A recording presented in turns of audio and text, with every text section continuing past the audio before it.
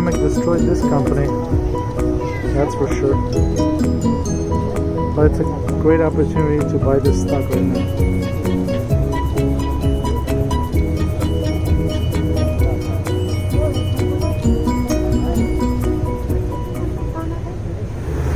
So this episode we're gonna do it on, you already know what we're gonna do it on.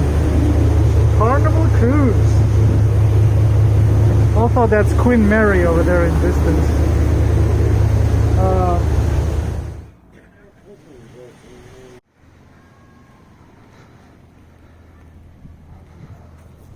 So this episode, guys, is about Carnival Cruise. As I said, this is a stock that's has a market cap of 29 billion with the outstanding shares of 1.14 billion, beta of 2.75, which means it's 175% more volatile than the S&P 500. And with CDC extending the limiting of restrictions to cruises until November 1st, this is a stock that's going to continue to give you opportunities over and over. So definitely one of my favorite stocks to trade right now. Carnival Cruise, Royal Caribbean, and Norwegian Cruise Lines. But look on Carnival Cruise, right? Carnival Cruise, I was holding the 26 strike and 27 strike. On that, I made $1,050.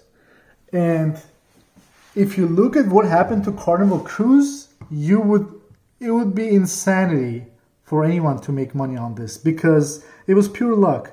Early in the morning, Carnival Cruise pops up, so I sell my calls here, and then I have nothing, right? So I move on from Carnival Cruise, my focus is on tech. All of a sudden, this news comes out. Guess what? CDC says order limiting US cruises will remain in effect until November 1st. Boom! Carnival Cruise takes it in the chin. Boom! I'm like, what the hell? So I got in here.